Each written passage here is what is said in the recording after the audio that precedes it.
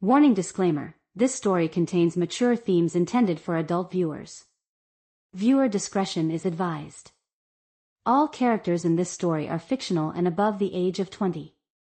Any resemblance to real persons or events is purely coincidental. I remember the exact second everything changed. We were on the couch, the same couch we'd picked out together 3 years ago from that little furniture store on Maple Avenue.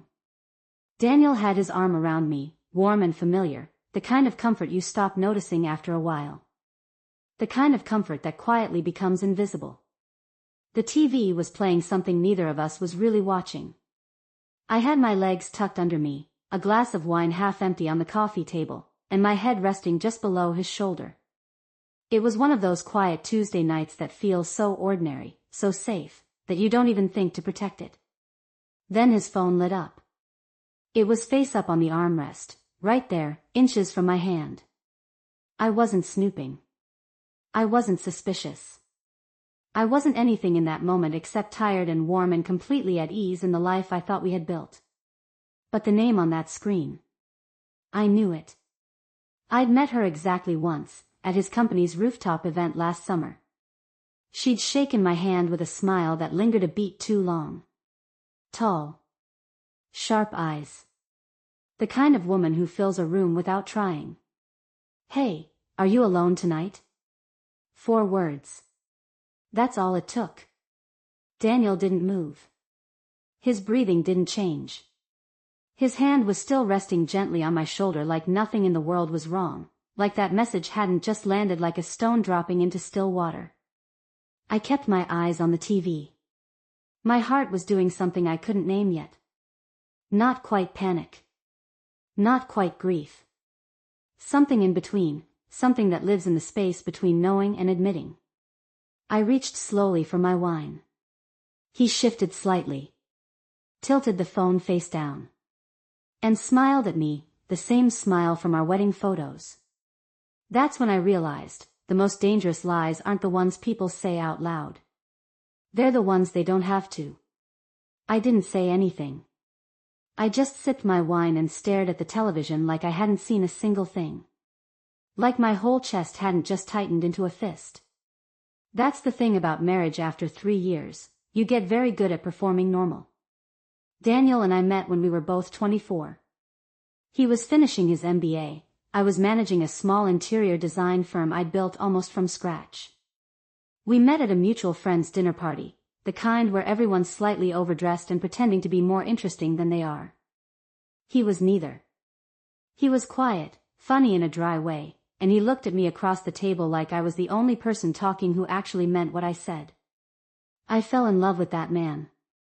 The one who listened. We got married at 26. Small ceremony. Wildflowers.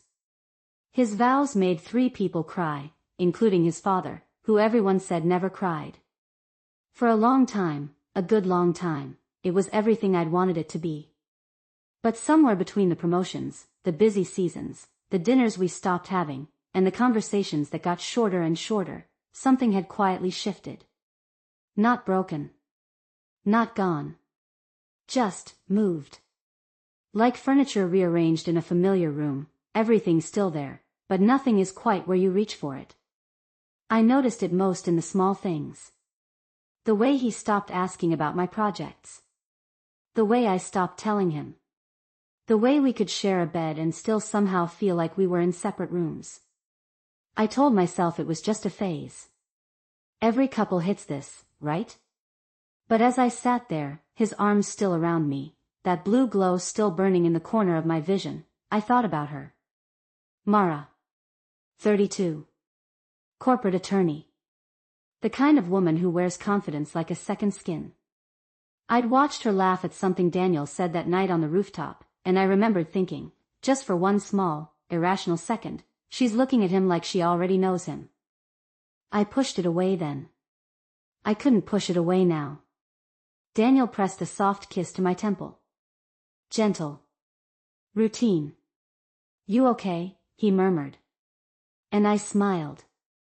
Because what else do you do when the person holding you might already be holding someone else? 3 days passed. I didn't bring up the message. I didn't ask. I didn't accidentally on purpose pick up his phone or check the cell bill or do any of the things that the anxious, suspicious version of me was quietly screaming to do. Instead, I watched. That's the thing no one tells you about doubt. It doesn't announce itself loudly. It doesn't slam doors or throw dishes. It moves in slowly, like fog, and suddenly you're paying attention to everything. The 2-second delay before he answers a simple question. The way he laughs at his phone and doesn't share the joke. The shower he takes the moment he gets home now, before he even says hello. Small things. Individually, nothing. Together, a language I was just starting to learn to read. On Thursday evening, my best friend Camille came over. We'd been close since college, the kind of close where silence is never awkward and honesty never needs softening. She poured herself wine without asking, kicked off her heels at the door, and dropped onto my kitchen counter like she owned it. "You look terrible," she said warmly. "Thanks," I said. "I feel worse." She studied me the way only Camille could, quiet, patient, like she was reading something written between my eyebrows. Then softly, "What did he do?" I opened my mouth to say nothing. To say I'm just tired. To perform the version of myself that had everything gently, quietly under control. Instead, I told her about the message. Camille didn't gasp. She didn't rage. She just set her wine glass down very carefully and said, "How long have you felt something was off?" And that question, that one simple question, cracked something open in me that I hadn't realized was sealed. "Months," I whispered. She nodded slowly. "And Mara, do you know anything else about her?" I shook my head. But here's what I didn't tell Camille, what I hadn't even fully admitted to myself yet. A week before I saw that message, someone else had texted me. A name I hadn't expected. A name attached to a face that had been living quietly in the back of my mind since a conference in March. Marcus. Tall. Thoughtful. The kind of man who remembers what you said 3 conversations ago and brings it back like a gift. He'd sent 3 words. "I miss you." And God help me, I hadn't deleted it. That I told myself it meant nothing. That's what you do, isn't it? You find the most comfortable explanation and you wear it like a coat. He's just being friendly. We're just colleagues. It's just 3 words. But late at night, when Daniel was asleep beside me, breathing slow and unbothered like a man with absolutely nothing on his conscience, I'd lie there staring at the ceiling and those 3 words would come back. I miss you. Marcus and I had met at a leadership conference in March. 2 days, 40 professionals, one of those aggressively scheduled programs where you're paired with strangers for workshops and somehow end up having the most honest conversations of your adult life. We'd been paired for a communication exercise. The kind where you're supposed to maintain eye contact for 60 seconds without speaking. Most people laugh it off, break early, make it a joke. Marcus didn't laugh. He just looked at me. Steady and calm and completely unhurried, like he had nowhere else in the world to be. And something about being seen like that, genuinely, quietly seen, after months of feeling invisible inside my own marriage, felt dangerously close to overwhelming. We talked for hours that evening. About ambition. About loneliness inside relationships that look perfect from the outside. About the particular exhaustion of being strong all the time for everyone except yourself. He never crossed a line. Not once. But the way he listened, leaning forward slightly, elbows on the table, eyes never wandering, felt more intimate than anything Daniel and I had shared in months. I drove home from that conference telling myself it was nothing. I almost believed it. Now his message was sitting in my phone like an ember, small, quiet, but alive. Camille had gone home. Daniel was at a Friday work dinner he'd mentioned 3 days ago and confirmed again that morning with just a little too much detail. I was alone. And then my phone lit up again. "Are you free tonight?" "I'm in the city. Just for one drink. I just want to see you." My heart did something it had no business doing. I read it twice. 3 times. My thumb hovered over the keyboard, that impossible, electric space between the life I had and the one I hadn't let myself want. One drink. Just one drink. I picked up my coat. The bar was exactly the kind of place you choose when you want to pretend you're not making a decision. Soft lighting. Low music.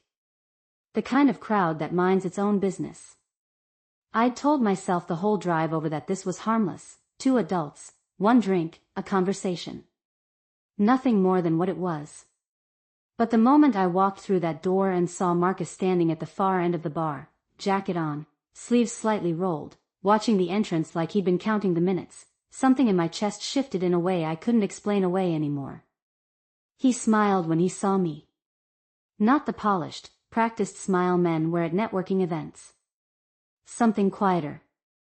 Something that reached his eyes first. "You came," he said. "I almost didn't," I answered honestly. He nodded like that was the bravest thing I could have said. And somehow, that made it worse. We talked for 2 hours. That's the part no one warns you about. It's never the grand, dramatic moment that undoes you. It's the conversation. The way someone asks how you really are and then actually waits for the answer. The way Marcus leaned in slightly every time I spoke, like the rest of the bar had simply ceased to exist. He told me he'd thought about our conference conversations for weeks afterward. That he'd almost texted a dozen times and talked himself out of it a dozen times. That something about the way I described feeling unseen in my own life had stayed with him like a song he couldn't stop hearing. I should have redirected it. "I know that." Instead I said, "I know exactly what you mean." And the space between us felt very, very small. Then my phone buzzed. "Daniel. Hey, dinner's wrapping up. Heading home soon. You there?" And right beneath it, a second notification. A name I didn't recognize. A forwarded screenshot from Camille, sent with no caption except a single question mark. I opened it with fingers that had gone slightly cold. It was a photo. Daniel and Mara, at a rooftop restaurant I recognized immediately. Not old. The timestamp in the corner said tonight. His dinner. His work dinner with the too many details and the perfectly rehearsed explanation. They weren't doing anything explicitly obvious. They were just close. Her hand near his on the table. His head tilted toward her like he was sharing something private. The body language of 2 people who had stopped pretending to be just colleagues. My throat tightened. I looked up from my phone directly into Marcus's eyes. He read my face instantly, all of it, and didn't say a word. Just reached slowly across the bar and placed his hand gently over mine. Warm. Steady. Like an answer to a question I hadn't asked out loud yet. "Whatever just happened," he said quietly, "you don't have to handle it alone tonight." And that was the most dangerous thing anyone had ever said to me. Because he was right. And because I didn't move my hand. And because at that exact moment, my phone buzzed one final time, not Daniel, not Camille, but a notification from Daniel's shared laptop cloud. A folder sync I'd forgotten we'd linked 2 years ago. A folder labeled simply, M. I opened the folder. My hands were steady. Steadier than they had any right to be. Maybe that's what happens when something you've been half expecting finally arrives. Your body stops bracing and just receives it. The folder had 17 files. Receipts. Restaurant reservations. A hotel confirmation from 2 months ago, the same weekend Daniel told me he was at a conference in Denver. Photos. Not inappropriate, but intimate in the way that mattered more, candid, laughing, comfortable. The kind of photos you take when you've forgotten to perform and you're just there, completely, with someone. Mara was in every single one. I sat with it for a long moment. The bar hummed softly around me. Marcus hadn't moved, his hands still warm over mine, his eyes still quietly on my face, giving me space inside the stillness without leaving it. "How long?" he asked softly. Not prying. Just present. "Long enough," I whispered. I called Daniel on the drive home. Not to scream. Not to collapse. I called him because 3 years of marriage deserved more than a text message, and I had always been braver than the situation required of me. He answered on the second ring. The silence after I said I know about Mara lasted exactly 4 seconds. I counted. Then, and this is the part one hadn't prepared for, he exhaled. Long and slow. Like a man setting down something unbearably heavy. I'm sorry, he said. And his voice cracked in a way I hadn't heard since his father's funeral. I've been trying to find a way to tell you. I didn't know how. How long, Daniel? 7 months. 7 months. Quietly, completely, while I was lying next to him, assuming the distance between us was just a phase. I hung up without another word. I sat in my parked car outside our building for a long time. And here is the twist I never saw coming, the one that unraveled me more than any of the rest of it. I wasn't destroyed. I was relieved. Something I'd been carrying for longer than 7 months quietly set itself down. The performance of a marriage that had already ended in everything but name, gone. Just like that. My phone lit up. Marcus. Are you okay? I stared at his name for a long moment. Then, for the first time in longer than I could remember, I smiled. Genuinely. Without performing it for anyone. I started typing. 3 months later, the apartment was mine. Daniel moved out on a Saturday, quietly, respectfully, the way two people leave each other when the anger has already burned through and what remains is just the honest, exhausted truth. We didn't fight. We didn't perform grief for an audience that wasn't there. We just divided a life carefully, like sorting through old books, keeping what still meant something, letting go of what didn't. He kept the couch. I didn't argue. I never wanted to see it again. Camille helped me repaint the living room that same weekend. We chose a deep, warm terracotta, nothing like the safe beige we'd picked together 3 years ago. She brought wine and a speaker and we painted badly and laughed loudly, and somewhere around midnight she looked at me across the room with a roller in her hand and said, "You look like yourself again." I hadn't realized how long I'd looked like someone else. Marcus and I took it slowly.